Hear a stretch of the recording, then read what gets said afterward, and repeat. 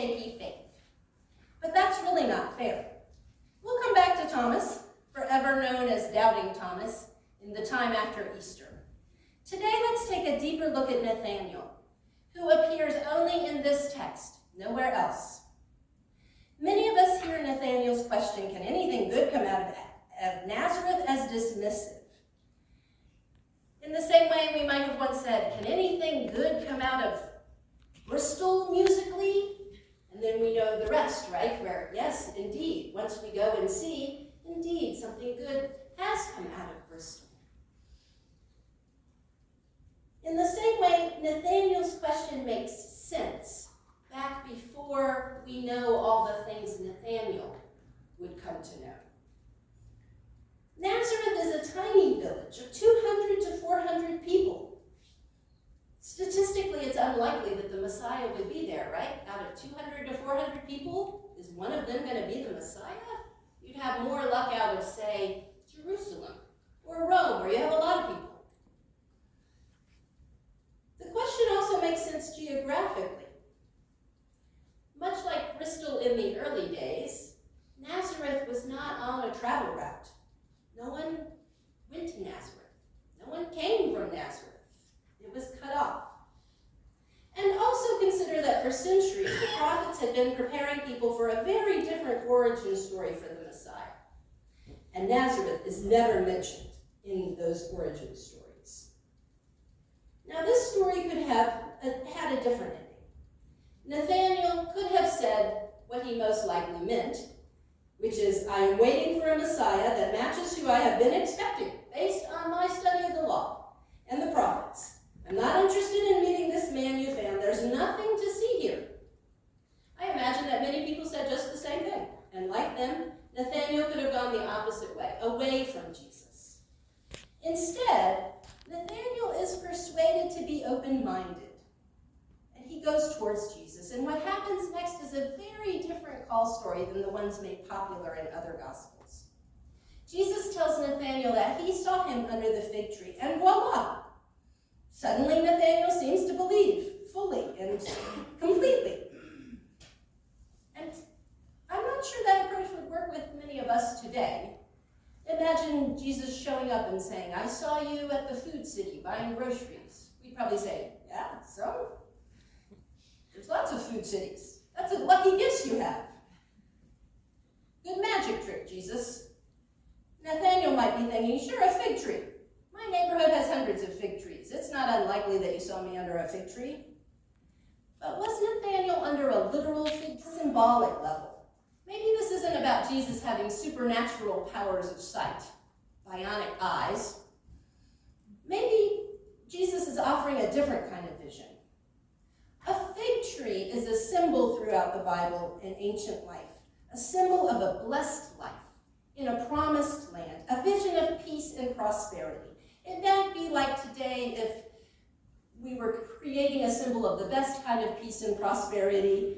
Maybe it would be something like sitting in a rocking chair on the front porch of a paid-off house while down the street the neighbor kids play a peaceful game of soccer that does not end in tears, and other neighbors are walking the dogs and all the dogs are getting along. Maybe that's the kind of vision that Jesus is saying with his vision of the fig tree. And maybe that's why Nathaniel is quick to say, yes, my Lord and my God. Maybe Nathaniel is responding to this vision of peace and prosperity the way we might respond if Jesus showed up and said, I saw you on the front porch of your house, rocking and talking to your neighbors. We could interpret Jesus' vision at the end of this passage as one of peace and prosperity, with the angels ascending and descending. Or maybe it's one of end times with the heavens opening up. It's also a vision of a type of prophecy fulfilled. Jesus is the link between heaven and earth in this vision that Jesus offers. And it's not the first time that we've seen this kind of vision in the Bible. It's very similar to the one that Jacob had about the ladder between heaven and earth. The call story today is different than the ones we find in other Gospels. In Matthew and Mark, Jesus approaches men who are fishing and says, follow me and you'll be fishing for people. and the men leave their nets and they go. In Luke, there's lots of healing and preaching and people swirl around to Jesus. It's a similar vision of prosperity that the people are sensing from Jesus, right? Hey, this guy can feed us. This guy can heal us. Let's follow this guy. By the time he has followers, it's clear what Jesus can do. It's clear people are willing to follow this man who can do amazing acts of healing and multiplying food. The Gospel of John gives us a quieter call story. Jesus simply says, come and see. Then the disciples start inviting people to come and see. The verses just before this one have Jesus saying, come and see to Simon, Peter, and Andrew, and they too come and see, and they invite their friends. And these call stories always prompt a question for me, and probably for you. Why was Jesus compelling enough for these men to respond this way? I mean, can you imagine, back to the fisherman story, you're in your place of business and Jesus just shows up and says, follow me, and you say, okay, and off you go, and you don't worry about how you're going to pay the rent, and you don't worry about the family members that are depending on you to bring in a good catch of fish, or do the books, or teach the classes, whatever it is that brings you money and peace and prosperity, but you respond to Jesus. What is it that Jesus offered? How did these men know? Today's gospel gives us an important reminder, as does the Old Testament story about Samuel. These men live in community, and it is through community that they do the work of discernment. They don't do the discerning alone. They have been schooled in the law and the prophets, the important narratives of their ancestors. They have other people to talk to before they make decisions. And if we read the Gospels, we see that this discerning work goes on through all of the ministry of Jesus, up to his death, his resurrection, and beyond. The men are always asking themselves, what's going on here? Who is this Jesus? And periodically, Jesus asks them, who do you think I am? And they are doing this work together. They are turning to each other and helping each other in this way. This call story also offers us insights into the type of call stories where we might play a pivotal role. One Bible commentary writer writes that many of us don't share the good news because we're worried about the questions that people might ask us, questions we might not be able to answer. The commentary writer says that instead of, or in addition to sharing the good news, that we don't need to be afraid. We can just use that same question, come and see. If people ask questions, we can use that response, come and see. We can issue invitations. Come and see what the church is doing in 2024.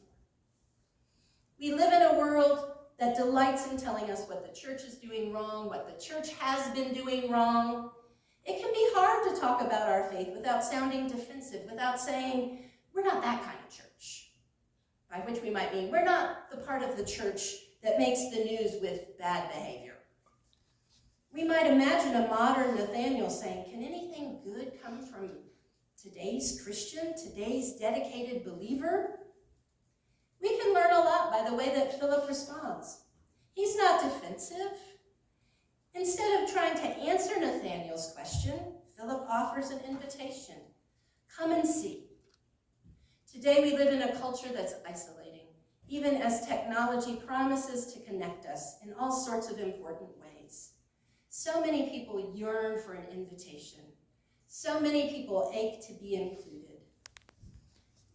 So when people say, can anything good come from today's dedicated Christians, a dedicated Christian community in Bristol, Tennessee, we can say, come and see. We may have to issue that invitation more than once. Modern psychologists tell us it takes at least 3 invitations before people say, okay, I'll come and see. So if there's openness, issue that invitation again. Say, come and see what we are doing in Bristol, Tennessee. Come and see what we are doing at Faith Lutheran. Amen. Amen.